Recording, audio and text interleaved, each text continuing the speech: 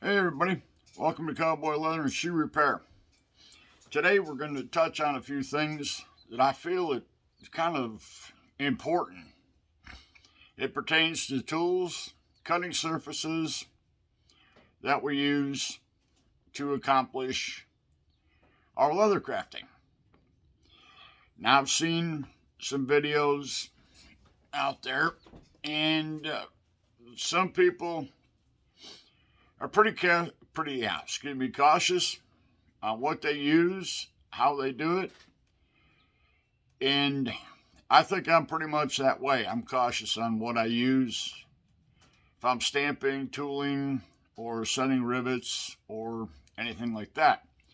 So let me pause this a minute, let me set it up, and we'll go with it.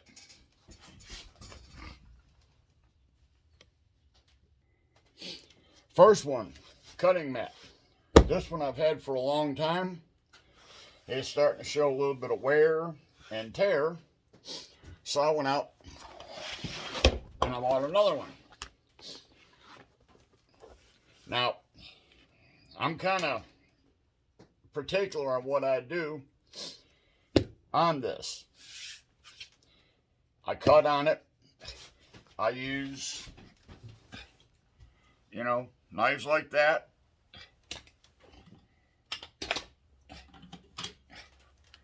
Rotary knife. Now, one thing I'm going to tell you, if you're cutting a piece of leather on this and you have to go back and try 2 and 3 times, actually 3 or more times, and it won't cut through it all the way, change the blade or sharpen it. You should be able to take, like we'll use rotary cutter. Excuse my reach.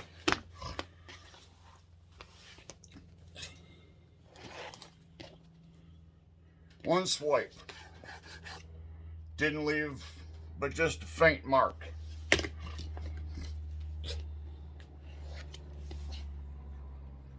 Cut right through. Faint mark. Now these are self-healing, so in other words, if you cut it, it heals itself back up. But if you are cutting a piece of leather, whether it be thin, 2-3 ounce or 5 to 6 ounce, and you've got a bear down on your knife, God forbid if you slip, because a dull knife will cut you worse than a sharp knife. But keep your knives sharp. You won't tear up your cutting mats. Now, if I get something I have used, this is a polyboard. It's actually sold in Walmart or many places. I use this for cutting. I use it for use my stitching irons. I use this. Let me move this out of the way. Now, I have seen some people, and to me, it's a cardinal sin. Setting rivets on a piece of, on their tooling and stone. Granite, to be specific. I use a piece of steel to set rivets, snaps, or anything where I got to do a little bit of pounding.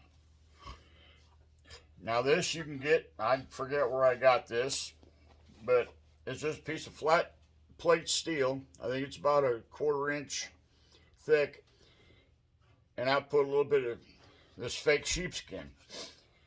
Now you can also I found this, I forget where it was, yard sale, flea market, wherever. That's a piece of solid round stock.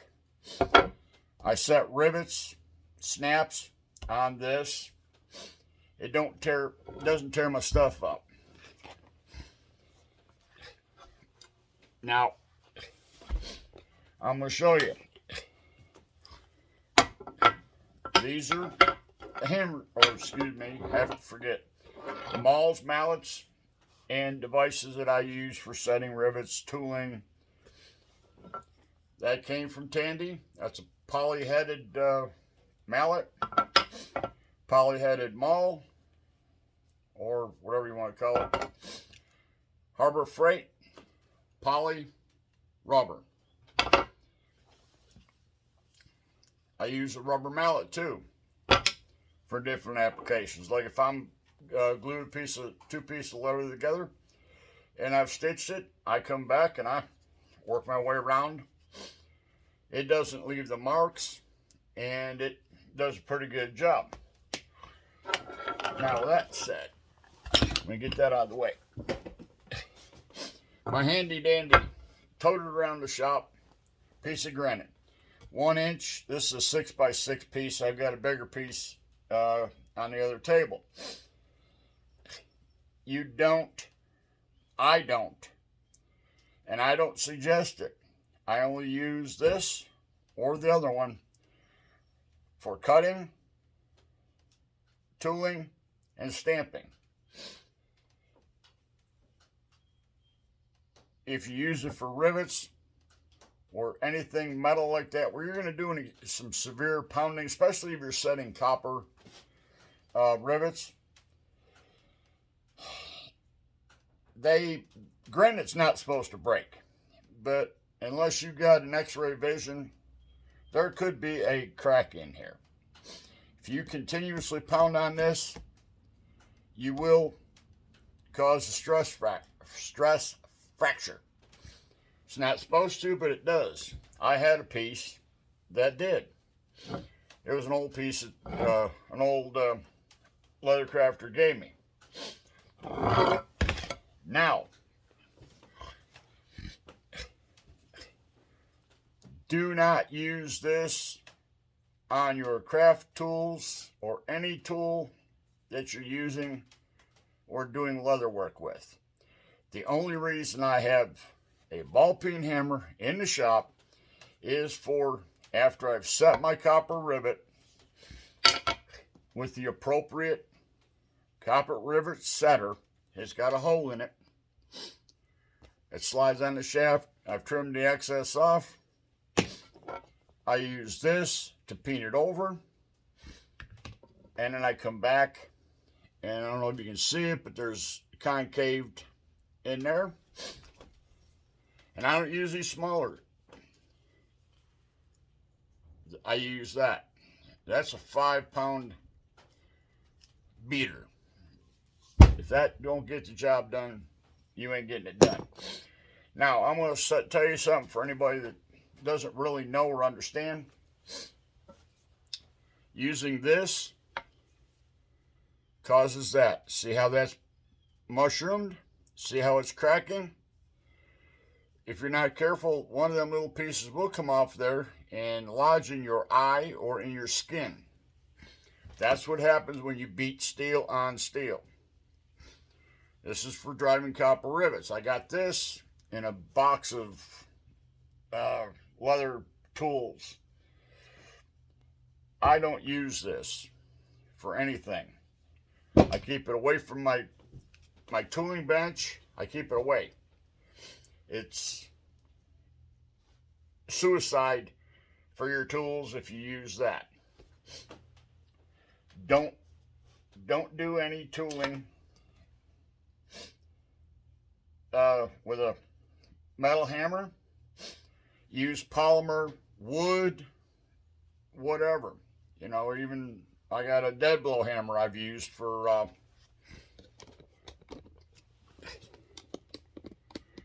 tooling. But don't do any major banging on your granite. If you got the moisture on your leather where it belongs to be, you shouldn't have to hit it very hard.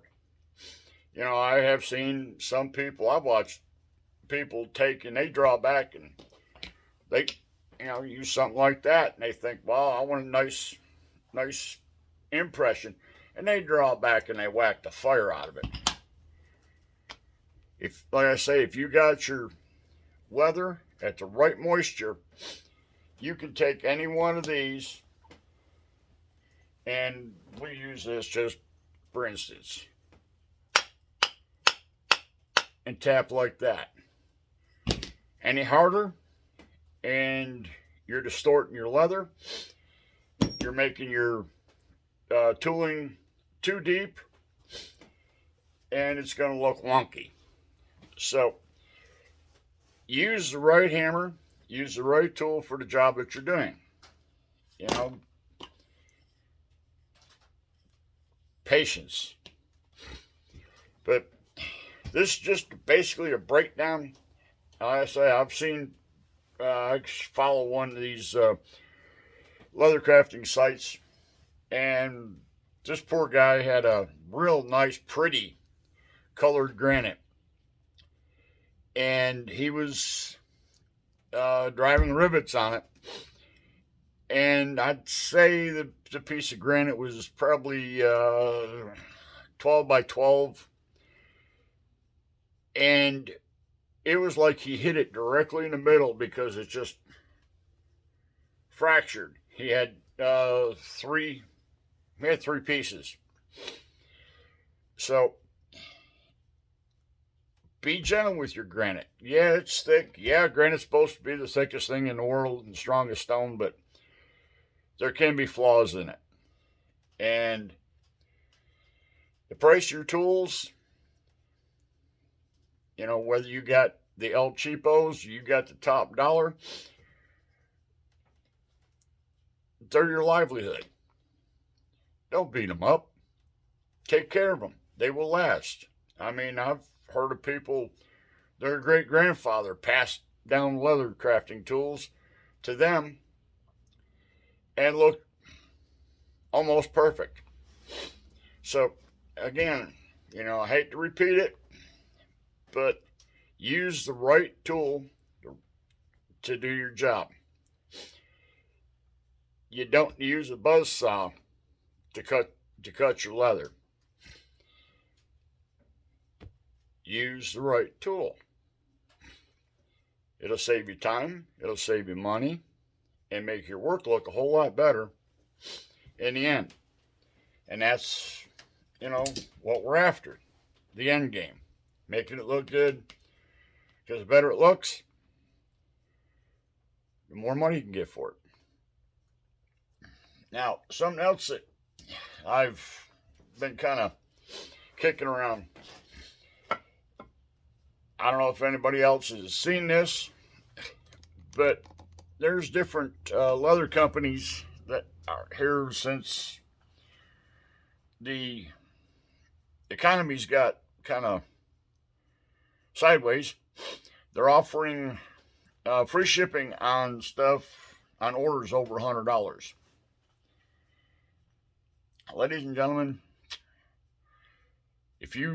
even if you don't need something right now, and let's say you go through a lot of line 24 snaps, get your snaps, get your rivets, get all your hardware that you can afford, because the prices are going to go up. Shipping costs right now have gone up. I've shipped stuff. I've had stuff shipped in, and the cost is going through the roof.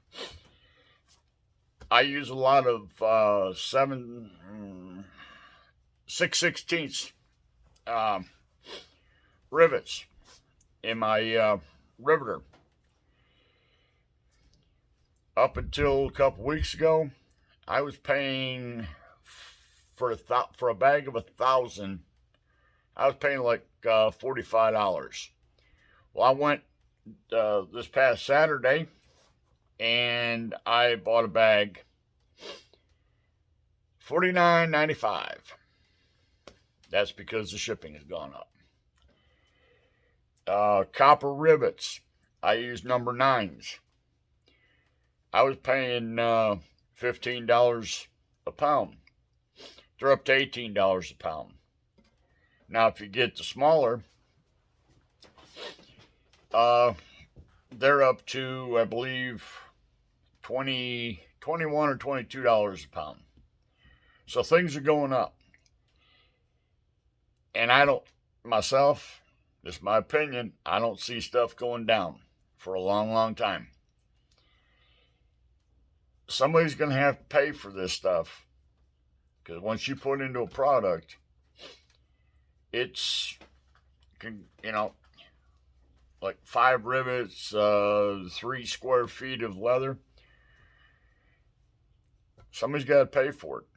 We're going to have to raise our prices or keep our prices where they're at, and it's going to cut into our profit margin. So, don't know what to tell you, but things don't look good. Prices could go up, or, well, could not, I shouldn't say could, they are going up. So, find the deals and,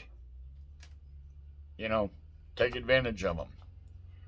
So, with that said, and I'm going to say goodbye. It's Friday. We're getting close to closing time. So, everybody have a good weekend. Stay safe. Stay out of trouble. And we'll see you on the next round. Cowboys out. Bye now.